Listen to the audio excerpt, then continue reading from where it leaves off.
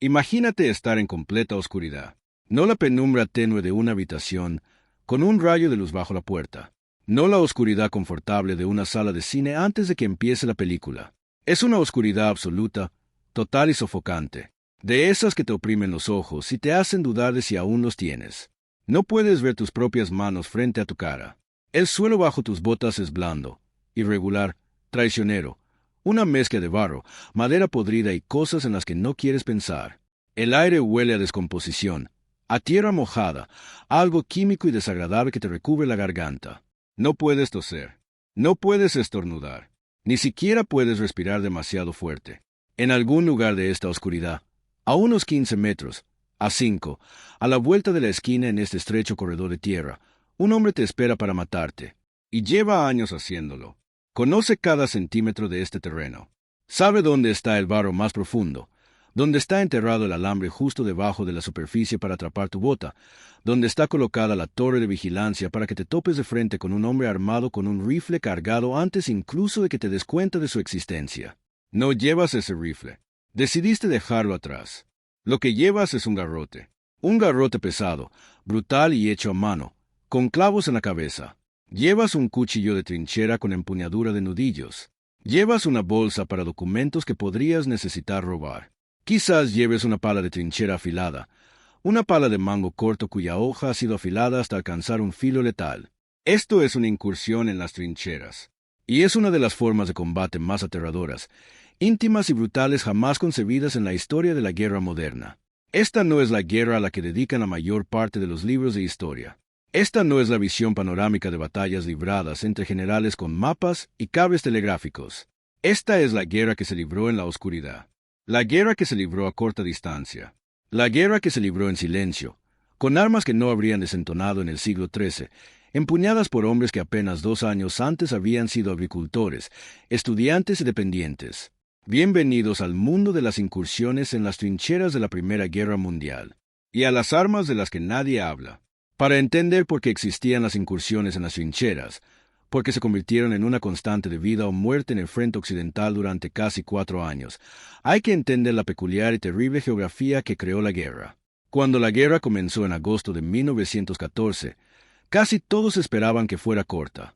El alto mando militar alemán, que operaba según el Plan Schlieffen, esperaba derrotar a Francia en 6 semanas. Los planificadores militares franceses, embriagados por una filosofía de espíritu ofensivo que llamaban el ambital, esperaban que el espíritu agresivo de sus soldados los llevara a superar cualquier obstáculo. Los comandantes británicos, la mayoría de los cuales habían combatido por última vez en enfrentamientos importantes en Sudáfrica o la India, esperaban una guerra de maniobras, de cargas de caballería, de avances de infantería en la gran tradición. En cambio, en cuestión de semanas, ocurrió algo extraordinario y catastrófico. La guerra se detuvo. Fue la ametralladora la que, en gran medida, lo logró.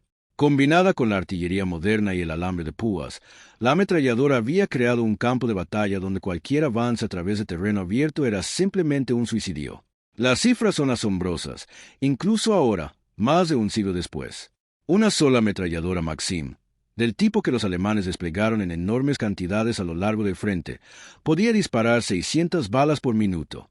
Para que se hagan una idea, esos son 10 balas por segundo. Una compañía de 200 hombres, avanzando erguida a través de 400 metros de terreno abierto, podía quedar reducida a un puñado de supervivientes antes de que el primer hombre llegara a la trinchera enemiga. En la batalla del Somme, en julio de 1916, el ejército británico sufrió aproximadamente 57.000 bajas en un solo día, el 1 de julio, el peor día de pérdidas en la historia militar británica. Muchos de esos hombres murieron a los pocos segundos de salir de las trincheras. Así que dejaron atacar por encima de las defensas a menos que fuera absolutamente necesario.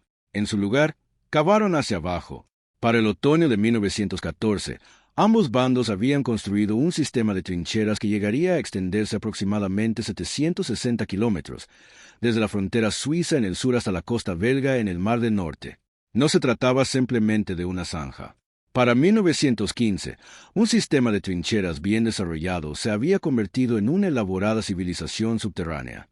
Había trincheras de primera línea, de apoyo, de reserva, trincheras de comunicación que las conectaban, refugios subterráneos donde los hombres podían dormir o dirigir, posiciones de artillería, depósitos de municiones, puestos de primeros auxilios en las secciones más profundas y sofisticadas, hospitales y centros de mando subterráneos completos.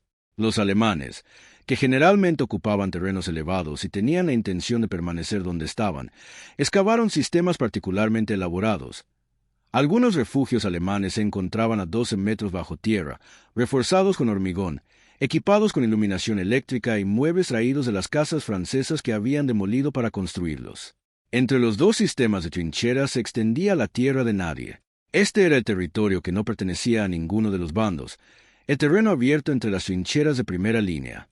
Su anchura variaba desde unos pocos metros hasta varios kilómetros, según la ubicación, pero en la mayoría de las zonas más disputadas tenía entre 50 y 250 metros de ancho. No era un terreno vacío. Era un paisaje de pesadilla, con cráteres de obuses llenos de agua y los restos en descomposición de los hombres que habían caído allí.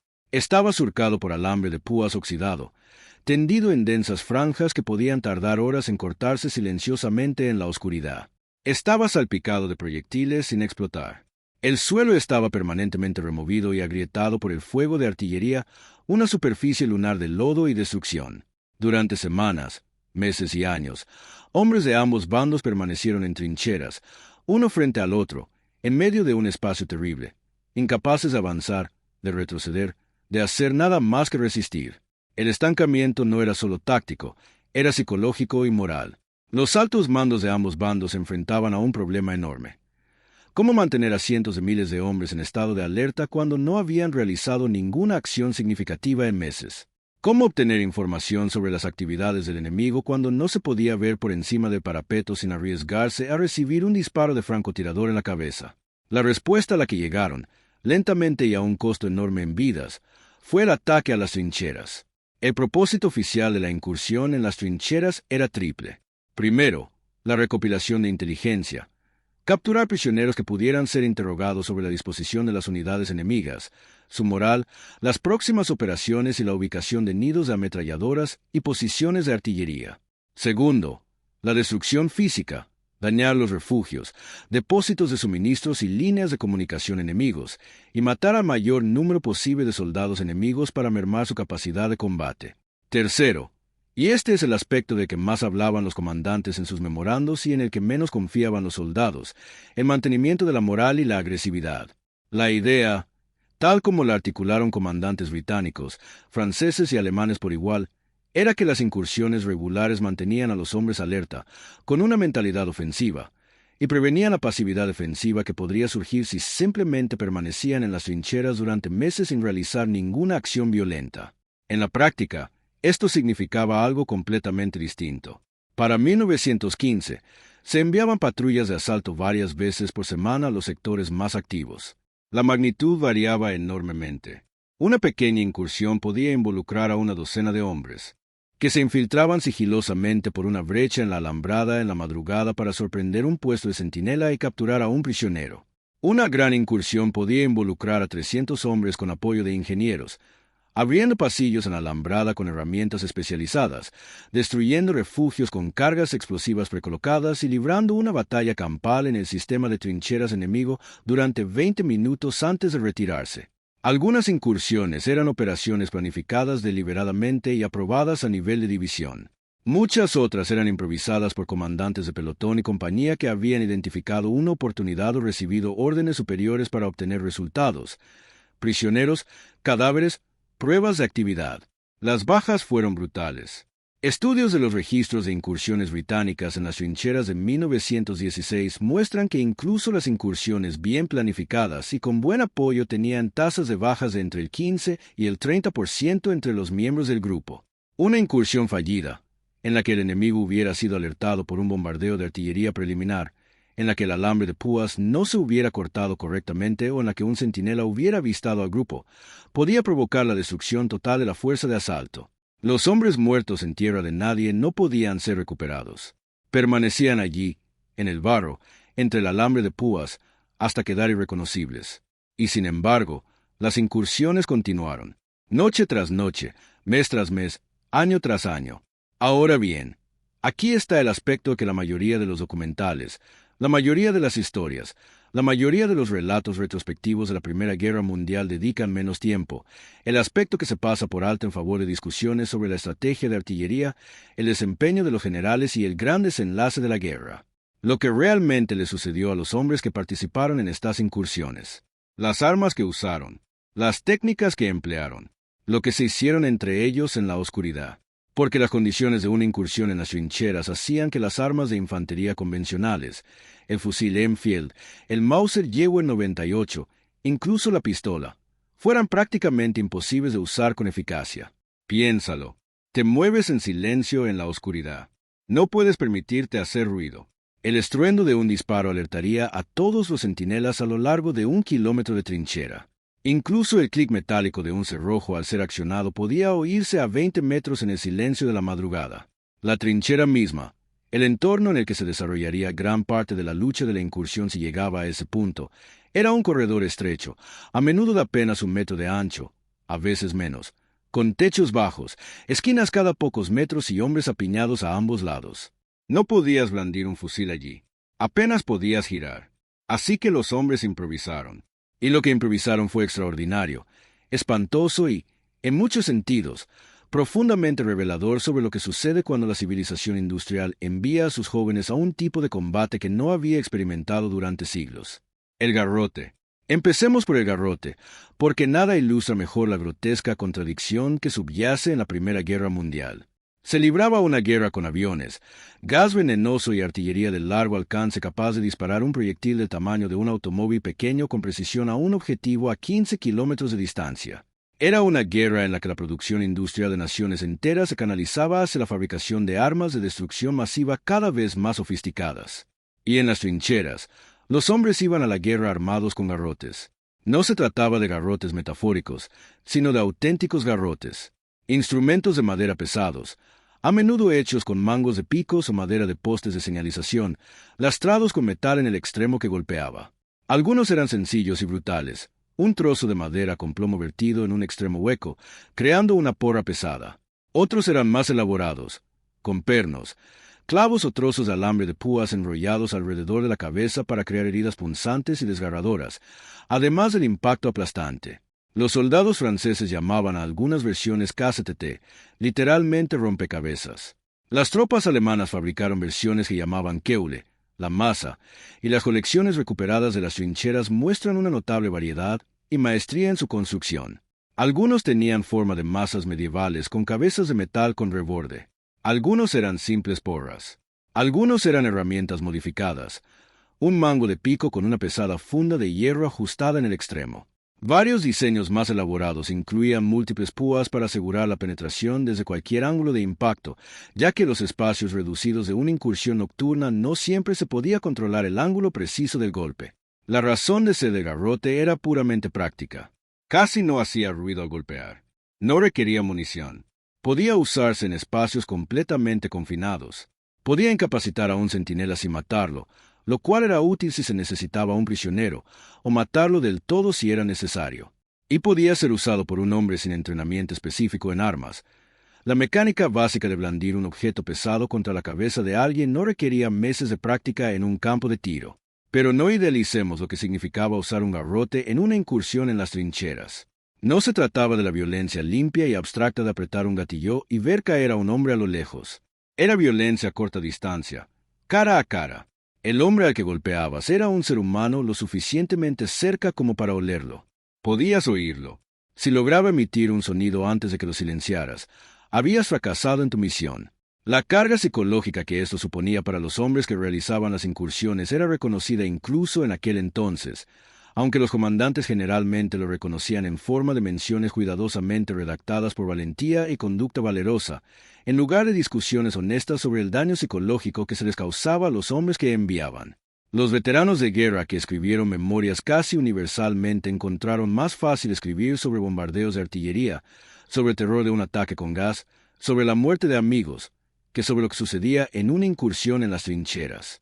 El silencio en los registros históricos en torno a la violencia íntima de estas operaciones es en sí mismo una especie de testimonio. El cuchillo de trinchera merece un análisis aparte. Los ejércitos de la Primera Guerra Mundial equipaban a sus soldados con bayonetas, las largas hojas que se acoplaban al extremo del fusil, y este era un equipo estándar. Sin embargo, la bayoneta estaba diseñada para usarse con un fusil, no de forma independiente. Requería un espacio libre equivalente a la longitud de un brazo para desplegarse y su equilibrio era deficiente para usarse como arma de mano sin el fusil acoplado. Lo que los hombres necesitaban para las incursiones en las trincheras era un cuchillo de combate corto, robusto y fácil de transportar, diseñado específicamente para el combate cuerpo a cuerpo. Ambos bandos desarrollaron estas armas casi simultáneamente, y la variedad resultante fue notable. El Nahkampmesser alemán, el cuchillo de combate cuerpo a cuerpo, se presentó en numerosos modelos. Los británicos distribuyeron el cuchillo de trinchera modelo 1917, que contaba con una hoja de doble filo de aproximadamente 20 centímetros de largo y un mango distintivo diseñado para evitar que se resbalara de la mano del usuario. Quizás el más famoso de todos los cuchillos de trinchera de la guerra fue el Marquis estadounidense, introducido a finales de 1917 tras la entrada de Estados Unidos en la guerra. Este arma no se parecía a ninguna otra utilizada hasta entonces en un ejército moderno. Presentaba una hoja triangular o de estilo estilete montada sobre un mango que era en sí mismo un arma, una manopla de latón fundido que se extendía sobre los nudillos de la mano que la sujetaba, permitiendo al usuario golpear con una fuerza devastadora, además de cortar o apuñalar.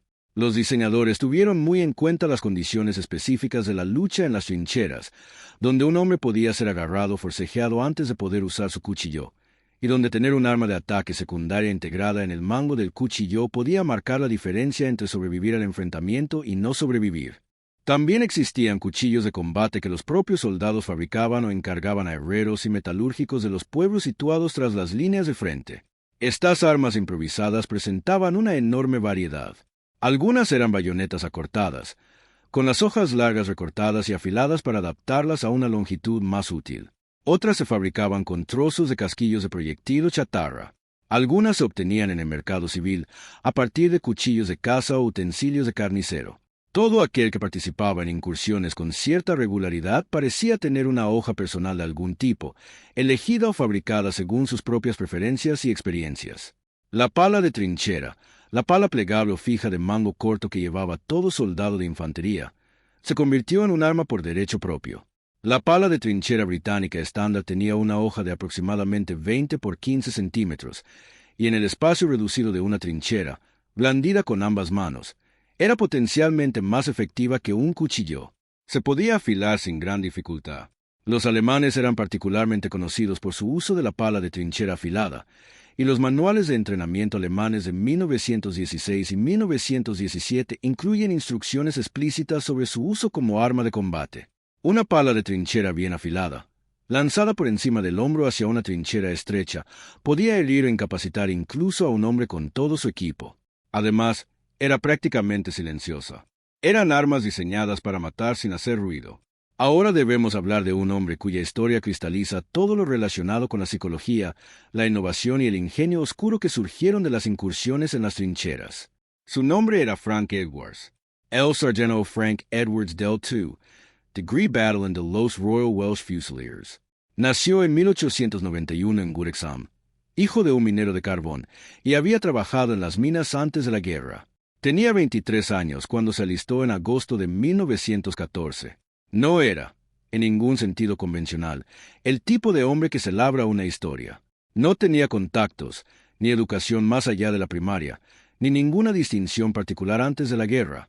Era minero. Había pasado años trabajando bajo tierra, en espacios reducidos, en la oscuridad, aprendiendo a orientarse por el tacto y el oído en lugar de la vista, desarrollando los nervios de acero y la resistencia física que requería la minería profunda. Llegó a Francia en enero de 1915 con su batallón y su comandante de pelotón lo reconoció casi de inmediato como un hombre inusualmente tranquilo y capaz bajo fuego. Mientras otros soldados se estremecían y se agachaban al oír los disparos entrantes, una respuesta involuntaria tan común que se consideraba casi normal, Edwards parecía funcionar con mayor claridad mental cuando el peligro era mayor. Su experiencia en la minería le había proporcionado algo inusual. Se sentía completamente cómodo en la oscuridad. Se sentía cómodo en espacios subterráneos cerrados. Se sentía cómodo con el tipo particular de amenaza física que supone estar bajo tierra y oír ruidos en la oscuridad. En resumen, Estaba psicológicamente predispuesto para las incursiones en trincheras de una manera que la mayoría de sus contemporáneos no lo estaban. En la primavera de 1915, Edwards se ofreció voluntario para su primer grupo de asalto. Sobrevivió. Se ofreció voluntario para el segundo. También sobrevivió a ese. Para el verano de 1915, ya lideraba asaltos él mismo, y para el otoño se había convertido en algo que el batallón nunca había tenido antes, un especialista. No solo un hombre valiente dispuesto a cruzar las alambradas de noche, sino un líder metódico, reflexivo y tácticamente creativo que abordaba cada asalto como un problema a resolver en lugar de un deber peligroso que cumplir. Lo que impulsó a Edwards más allá del simple deber quedó patente en sus cartas conservadas. En marzo de 1915, perdió a su mejor amigo, Guy Evans, un minero de la misma mina, en Neuve-Chapelle. Evans murió durante un asalto frontal que, como todos en el batallón sabían, había sido inútil y un fracaso. Le disparó una ametralladora que no había sido neutralizada porque bombardeo previo al asalto no logró localizarla. Si un grupo de asalto hubiera salido la noche anterior e identificado la posición de la ametralladora, Guy Evans podría haber sobrevivido. Si bien reducir la motivación de un hombre complejo a un solo suceso puede ser una simplificación excesiva, la evidencia en sus cartas y en el testimonio de quienes sirvieron con él es consistente. Edwards creía, con una convicción que nunca lo abandonó, que las incursiones bien ejecutadas salvaban vidas. No solo se perdían vidas enemigas, sino que también se preservaban vidas aliadas, porque una incursión que recababa información evitaba los asaltos indiscriminados, sangrientos y con numerosas bajas que acababan con la vida de hombres como Guy Evans. Esta convicción lo impulsó a reflexionar más profundamente sobre las incursiones de lo que la mayoría de los hombres estaban dispuestos a hacer. Y esa reflexión más profunda lo llevó a algunas conclusiones que, cuando las formuló por primera vez, parecieron excéntricas a sus superiores, y que en 2 años se habían convertido en doctrina. El primer problema que Edwards identificó fue el ruido. Todas las incursiones en las que había participado, incluso las que se habían considerado exitosas, habían sido demasiado ruidosas. Los hombres tropezaban en las alambradas. Los hombres golpeaban el equipo entre sí. Los hombres respiraban con dificultad. La solución, argumentó Edwards, primero a su sección, luego a su comandante de pelotón, y finalmente en un informe escrito a su comandante de compañía que de alguna manera llegó a nivel de batallón, era rediseñar la vestimenta y el equipo que portaban los asaltantes. Despojó a todos los que pudieran hacer ruido. Cada hombre en sus partidas de asalto debía asegurar con cinta adhesiva o amarrar cualquier pieza de equipo suelto. Las cartucheras se acolcharon con tiras rasgadas de sacos de arena. Las placas de identificación, las insignias metálicas que los soldados llevaban alrededor del cuello, se envolvieron en tela para evitar que tintinearan. El equipo que no era directamente necesario para la incursión se dejó atrás por completo. Las mochilas se vaciaron por completo. Las bayonetas se dejaron en la trinchera. No solo eran ruidosas, sino que eran demasiado largas para el combate cuerpo a cuerpo y su brillo podía reflejar la luz de la luna. Pero la innovación más profunda radicó en el equipo con el que sustituyó el equipo estándar. Edwards colaboró con el armero del batallón para desarrollar un kit de asalto optimizado específicamente para la tarea. Reemplazó la bota estándar con suela de cuero por botas con los pies envueltos en tela, cubriendo la parte inferior de la pierna, y el pie con arpillera o sacos que absorbían el sonido y permitían sentir el terreno, sin la dureza de la suela de cuero que resonaba en las tablas de madera o al chocar contra el metal. Si bien algunos soldados ya lo habían hecho de forma informal, Edwards lo sistematizó e insistió en que todos los hombres de sus grupos de asalto lo adoptaran. Los hombres que participaron en los asaltos con Edwards afirmaron poder sentir, simplemente a través de la tela, si pisaban barro blando, madera o el borde de un casquillo de proyectil, información que les permitía ajustar su pisada en silencio y en tiempo real. También abordó el problema de la preparación psicológica de una manera que suena casi contemporánea. Reconoció que los hombres que participaban en incursiones a menudo estaban tan asustados, no necesariamente de muerte, sino de hacer ruido, comprometer la misión y que todos los hombres del grupo murieran, que su propio miedo se convertía en fuente de errores. Comenzó a realizar ensayos detallados para cada incursión, utilizando un mapa detallado de la sección de la trinchera enemiga que iban a atacar, guiando a los hombres a través de cada momento de la incursión hasta que la secuencia de acciones se volviera automática. ¿Qué harían si se encontraran con un centinela allí? ¿Qué pasaría si el alambre no se hubiera cortado en el punto de cruce previsto? ¿Qué pasaría si hubiera más hombres en el refugio de los esperados? Practicó respuestas a contingencias hasta que los hombres pudieran realizar la secuencia sin pensar conscientemente en cada paso, porque en la incursión real, el pensamiento consciente era un lujo. Todo tenía que suceder por instinto entrenado. Esto suena obvio, pero no lo era. Antes de Edwards y hombres como él, el método habitual para preparar una incursión consistía en informar al grupo sobre el objetivo, proporcionarles las armas y el equipo especializado que necesitarían, enviarlos al otro lado de la alambrada y esperar lo mejor. La idea de que los asaltantes ensayaran las contingencias específicas a las que probablemente se enfrentarían, de que estuvieran entrenados hasta el punto de la respuesta automática, era realmente novedosa en el ejército británico de 1915 y 1916. Pero ahora analicemos en detalle las armas que Edwards y sus grupos de asalto utilizaron, porque el catálogo es mucho más amplio y extraño de lo que sugieren la mayoría de los relatos. Más allá del garrote y el cuchillo, los grupos de asalto utilizaban una notable variedad de armas improvisadas y especializadas que prácticamente han desaparecido de la memoria histórica. La bomba de clavos, oficialmente la granada número 1, pero en la práctica a menudo complementada con dispositivos fabricados por los propios soldados, era un elemento estándar del equipo del asaltante. Se trataba esencialmente de cilindros o recipientes rellenos de pólvora y clavos o fragmentos de metal, con una mecha corta que se podía encender con una cerilla. En una trinchera, arrojadas a la entrada de un refugio, resultaban devastadoramente efectivas a corta distancia, pero requerían una cerilla encendida, lo que implicaba luz y tiempo, ambos peligrosos.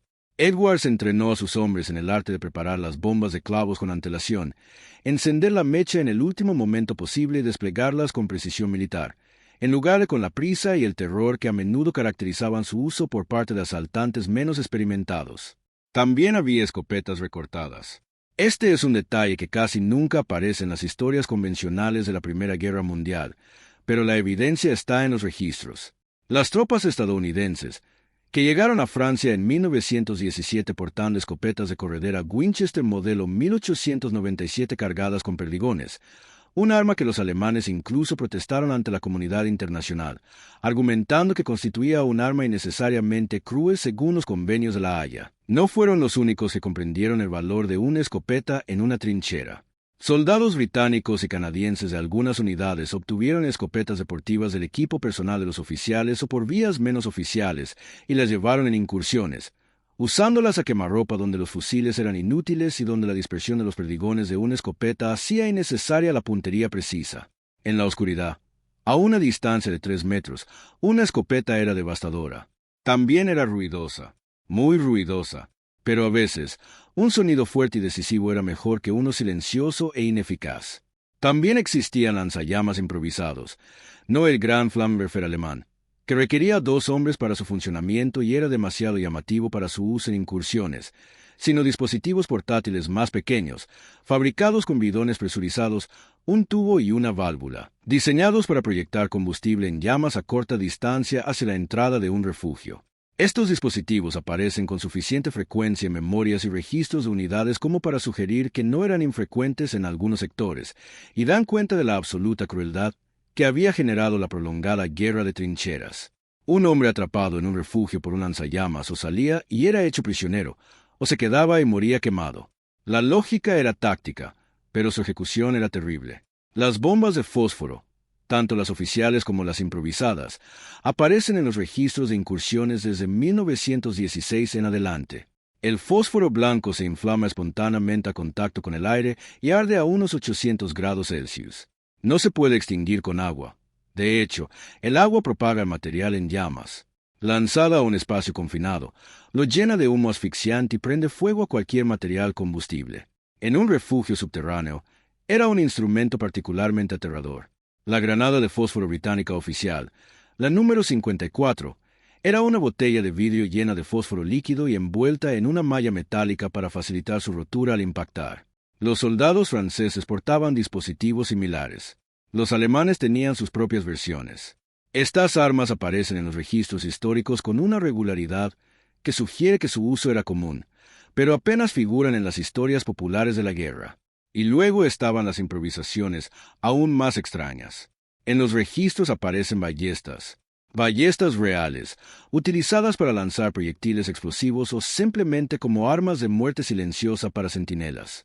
Arqueólogos e historiadores han encontrado evidencia de su uso en sectores de trincheras belgas y francesas ocupados por fuerzas de la Commonwealth, y al menos 2 unidades británicas están documentadas como experimentadas con ellas, una en el sector del Somme y otra en el saliente de Ypres. La ballesta disparaba un proyectil casi completamente silencioso. Tenía un alcance de quizás 50 metros con cierta precisión. Su tiempo de recarga era lento, pero para una muerte única, precisa y silenciosa a corta distancia, era potencialmente más útil que un arma de fuego. Las garrotas, trozos de alambre o cuerda diseñados para deslizarse sobre la cabeza de un centinela y apretarse desde atrás, están documentadas en la literatura de entrenamiento de ambos bandos. Su uso representa quizás la máxima expresión de la intimidad y el horror de la incursión. En un asesinato con garrote no hay distancia. No hay pretensión alguna de militarismo o tecnología. Es simplemente un hombre matando a otro con sus manos, a centímetros de distancia, con el rostro oculto en la oscuridad. Los hombres que sobrevivieron a la guerra y escribieron sobre sus experiencias se negaron casi unánimemente a describir este tipo de asesinato en detalle. Lo mencionaron, a veces, de forma indirecta. La realidad emocional y psicológica de lo que habían hecho era demasiado cercana a lo que los humanos reconocen como asesinato, independientemente del contexto militar, independientemente del uniforme, como para poder traducirse fácilmente al lenguaje. Lleguemos ahora a lo que fue, en muchos sentidos, la incursión decisiva de la guerra de Frank Edwards. La fecha era el 14 de febrero de 1917, el día de San Valentín.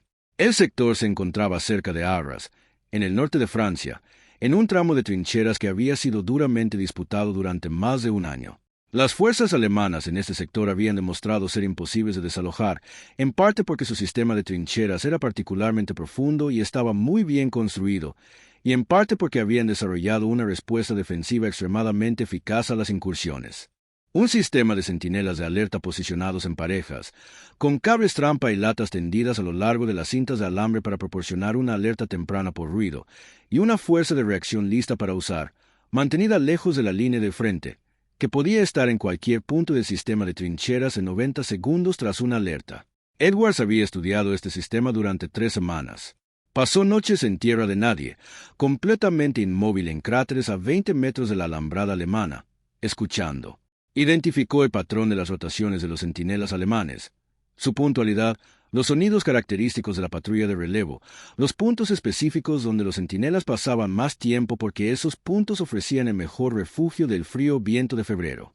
Identificó una sección del cinturón de alambre donde el drenaje del terreno por las lluvias recientes había creado un camino de aproximación suave y silencioso de unos 4 metros de ancho, un corredor de barro húmedo que amortiguaría los pasos, mientras que el suelo helado a su alrededor se habría agrietado y crujido bajo el peso de un hombre. Solicitó un grupo de 8 hombres. Los seleccionó personalmente entre voluntarios, rechazando a varios que, si bien eran técnicamente capaces, consideró que sus nervios no eran suficientes para lo que planeaba. Realizó 3 ensayos utilizando cuerdas tendidas en un campo detrás de las líneas para representar los cinturones de alambre y la disposición de las trincheras. Dio instrucciones explícitas sobre lo que cada hombre debía hacer en cada punto. Además, por primera vez en cualquier operación británica documentada de este tipo, les asignó a sus hombres un objetivo secundario específico, si la incursión comenzaba a ir mal. Si el descubrimiento se volvía inevitable antes de que el grupo de asalto hubiera logrado su objetivo principal, no debían abrirse paso luchando. Debían permanecer inmóviles en tierra de nadie, permitiendo que la reacción alemana se agotara, y luego retirarse. Era mejor regresar con las manos vacías, argumentó, que garantizar la muerte de todo el grupo en un tiroteo caótico. Esto parece obvio. Los oficiales superiores lo consideraban una actitud derrotista. Así lo afirmaron. Edwards triunfó únicamente porque sus incursiones anteriores habían dado mejores resultados, con menos bajas, que prácticamente cualquier otro miembro del batallón. Salieron a las 3:17 de la madrugada, tras un periodo sin luna que él había esperado durante 3 días. 8 hombres, Edwards al frente, cruzaron la alambrada británica por un hueco que Edwards había preparado 2 noches antes. Atravesaron la tierra de nadie en 45 minutos, unos 200 metros, utilizando el corredor de drenaje que Edwards había identificado. Recorrieron los últimos 30 metros tumbados boca abajo, tanteando el suelo con los brazos en busca de cables o dispositivos de seguridad antes de cada avance.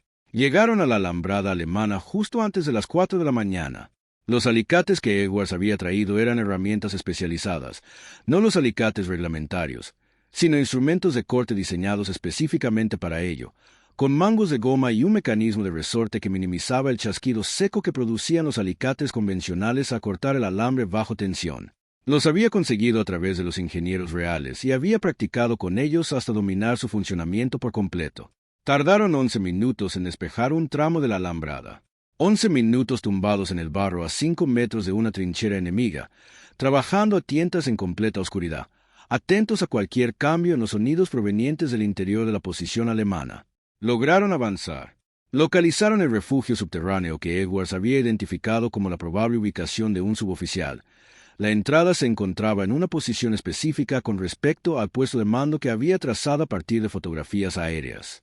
Edwards arrojó una bomba de clavos a la entrada y los hombres entraron en medio de la confusión.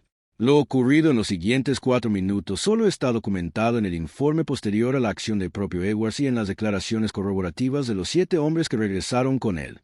Un soldado alemán murió a causa de la pala de trinchera. 2 resultaron heridos y fueron capturados. Se incautaron varios papeles y documentos personales que, según la evaluación de inteligencia, contenían posteriormente el orden de batalla completo de la unidad alemana para el sector, incluyendo la ubicación de sus baterías de artillería. El grupo de asalto se retiró sin recibir fuego. No hubo muertos. Un hombre resultó herido por un alambre y otro sufrió una posible fractura tras un tropiezo. Regresaron a la trinchera británica a las 4:30 de la madrugada. Según el análisis posterior del ejército británico, la información obtenida fue fundamental para la localización de posiciones de artillería alemanas antes de la batalla de Arras, que comenzó el 9 de abril de 1917. La batalla de Arras se inició con uno de los bombardeos de artillería más exitosos de toda la campaña del Frente Occidental, destruyendo posiciones defensivas alemanas con una precisión de la que carecían los ataques anteriores en la zona. El primer día de la batalla, las fuerzas canadienses capturaron la cresta de Vimy, una posición que había resistido los ataques franceses y que había costado decenas de miles de vidas. Las fuerzas británicas avanzaron más el primer día de la batalla de Arras que en ningún otro día desde la Guerra de Movimientos de 1914. Ningún historiador podrá jamás trazar una línea causal directa entre la incursión de Frank Edwards el día de San Valentín y el éxito de la batalla de Arras. La historia no es tan simple ni tan clara. Lo que sí se puede afirmar es que la información recopilada fue significativa, que se consideró significativa en su momento y que los hombres que planificaron el programa de artillería inicial de la batalla utilizaron toda la información disponible, incluyendo la que arrojó la incursión de Edwards. La guerra terminó a las 11 de la mañana del 11º día del 11º mes de 1918. Ese día, los cañones se enmudecieron en el frente occidental por primera vez en 4 años. Frank Edwards seguía con vida. Había resultado herido 2 veces, una en el brazo izquierdo por fragmentos de alambre durante una incursión fallida en octubre de 1915 y otra por metralla en la pierna en septiembre de 1917. Ninguna de las heridas fue lo suficientemente grave como para apartarlo del frente durante más de 6 semanas. Regresó a Gales, a Gurexham, al mundo de los civiles, que carecían de los recursos necesarios para comprender lo que había hecho, visto y vivido durante 4 años. Volvió a trabajar como minero durante la mayor parte del resto de su vida. Falleció en 1961 a los 70 años. El periódico local publicó una breve necrología en la que se mencionaba que había servido en la Primera Guerra Mundial y recibido la medalla militar, sin especificar el motivo. La incursión en las trincheras, como táctica militar formal, sobrevivió a la guerra que la creó. Las técnicas desarrolladas por Edwards y hombres como él, a ambos lados de la alambrada, influyeron directamente en el desarrollo de la doctrina de operaciones especiales durante la Segunda Guerra Mundial. El Comando en Grados 2 del Ejército Británico, que pasó a formar parte del Servicio Aéreo Especial, se basó en gran medida en la experiencia de las incursiones de la Primera Guerra Mundial. El concepto de la pequeña unidad de penetración profunda, altamente entrenada y de operación silenciosa, que opera detrás o dentro de las líneas enemigas en lugar de contra ellas en un asalto convencional, tiene una deuda directa con los hombres que descubrieron cómo cruzar 200 metros de tierra de nadie en la oscuridad sin hacer ruido. Las fuerzas especiales del mundo moderno, en todas sus diversas encarnaciones, son herederas de una tradición forjada en el barro, la oscuridad y el silencio, con clavos atravesando barrotes de madera y alambre envuelto en tela de saco. Las armas mismas cuentan una historia con la que la historia militar convencional suele sentirse incómoda. Los garrotes, cuchillos, garrotes y dispositivos improvisados de fósforo de las incursiones en las trincheras nos obligan a confrontar algo sobre la naturaleza de la Primera Guerra Mundial que la gran narrativa de generales, batallas y resultados políticos tiende a ocultar. Esta fue una guerra en la que la civilización industrial más sofisticada que la humanidad había producido hasta entonces envió a sus jóvenes a condiciones que despojaron a la guerra industrial de toda distancia y abstracción. El proyectil de largo alcance, el bombardero lejano, la ametralladora disparando desde una posición de hormigón. Estas son armas de masa y alcance, armas que permiten matar sin contacto visual, armas que convierten el acto de violencia en algo técnico e impersonal. La incursión en las trincheras eliminó todo eso. Puso a un hombre en la oscuridad, cara a cara con otro, y le pidió que matara en silencio. Los hombres que hicieron esto, noche tras noche, durante años, no eran ni los monstruos sanguinarios que cierto sensacionalismo podría sugerir, ni los héroes gloriosos que la conmemoración oficial solía preferir. Eran hombres comunes en una situación extraordinaria, que desarrollaron soluciones prácticas a los problemas específicos y terribles que enfrentaban. Sus innovaciones, por sombrías que fueran, eran genuinas. Su valentía, por muy oscuras que fueran las circunstancias que la exigían, era real. Las armas de las que nadie habla son las que más importan, no por su importancia tecnológica. La mayoría eran tecnológicamente primitivas para los estándares de la guerra en la que se usaron, sino por lo que revelan sobre el costo humano del estancamiento. Cada clavo clavado en cada cabeza de garrote es testimonio del fracaso del sistema que hizo necesarios los garrotes. Cada pala afilada es prueba de que los hombres en las trincheras no eran víctimas pasivas de la guerra industrial, sino agentes activos que resolvían problemas con lo que tenían a mano, intentando sobrevivir y ayudar a sus camaradas a sobrevivir en condiciones que nadie que diseñó la guerra había previsto ni imaginado. El último hombre en morir en la Primera Guerra Mundial fue un soldado estadounidense llamado Henry Gunther, muerto a las 10:59 de la mañana del 11 de noviembre de 1918, 60 segundos antes de que entrara en vigor el armisticio. Avanzó solo bajo el fuego alemán, y los soldados alemanes que lo mataron sabían que la guerra había terminado. Dispararon de todos modos, o quizás no pudieran evitar disparar a un hombre que avanzaba hacia ellos con una bayoneta, después de 4 años de costumbre, reflejo y miedo. La historia registró la hora exacta de su muerte. No registró ni lo que llevaba consigo ni si alguna vez había participado en una incursión nocturna. Pero en algún lugar del silencio posterior a la 11ª hora, en la repentina ausencia de 4 años de ruido incesante, los hombres que habían sobrevivido en las trincheras se quedaron con los recuerdos de todo lo que habían hecho, visto y soportado. Algunos escribieron sobre ello con el tiempo. Muchos nunca lo hicieron. La oscuridad de aquellas incursiones, el silencio, el garrote, la hoja, el alambre, permaneció en el ámbito privado. Hay algunas pesas que son demasiado pesadas para volver a sacarlas a la luz. Si esta historia te conmovió, si sentiste aunque sea una pequeña parte del peso que estos hombres cargaban, por favor, tómate un segundo para darle me gusta a este video. Realmente ayuda a que este canal llegue a más personas interesadas en la historia humana real detrás de las guerras que creemos comprender. Y si aún no formas parte de la comunidad, suscríbete a Historia Verificada.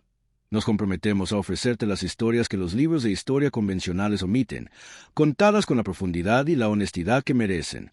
Ahora bien, me gustaría que respondieran en los comentarios.